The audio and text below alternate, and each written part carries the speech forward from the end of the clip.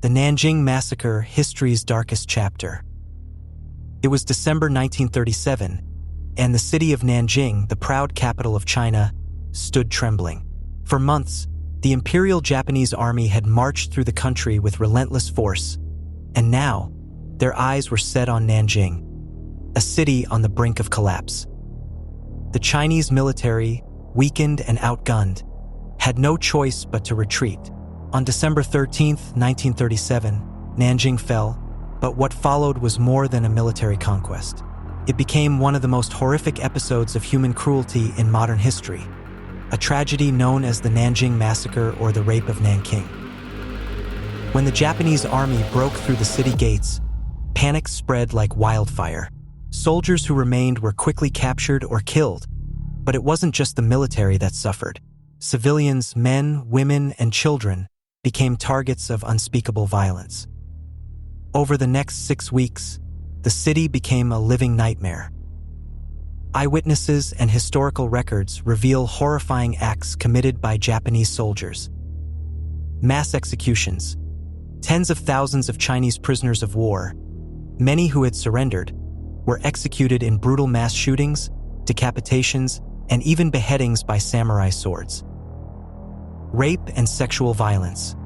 An estimated 20,000 to 80,000 women were sexually assaulted, ranging from young girls to elderly women. Many were killed afterward to silence their voices. Torture and cruelty. Soldiers set people on fire, buried victims alive, and conducted inhumane experiments. Babies were tossed into the air and caught on bayonets, a chilling display of barbarity. By the time the violence subsided in January 1938, it is estimated that 200,000 to 300,000 people were killed, a staggering number that etched the Nanjing Massacre into the darkest pages of history. Amid the carnage, a few brave foreigners refused to abandon the people of Nanjing.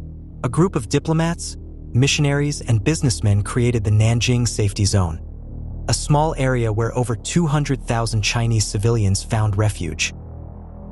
One of the most famous figures was John Rabe, a German businessman and member of the Nazi Party. Using his political connections, he protected thousands of lives. His diaries, later discovered, became vital evidence documenting the massacre.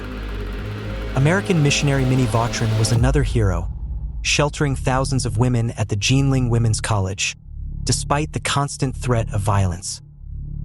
Without these courageous figures, the death toll would have been even higher.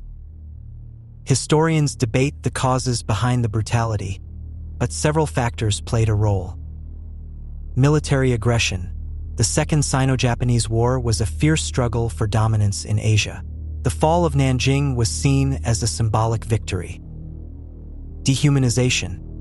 Japanese soldiers were conditioned to view Chinese people as subhuman, fostering cruelty without remorse. Lack of discipline. Poor leadership and the breakdown of military discipline allowed widespread atrocities without consequence. After World War II, the Tokyo War Crimes Tribunal held several Japanese officers accountable. General Iwane Matsui, who led the invasion, was convicted of war crimes and executed in 1948.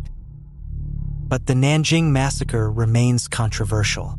While China recognizes it as a genocide, Japanese nationalists have tried to downplay or deny the atrocities, straining diplomatic relations between the two nations to this day.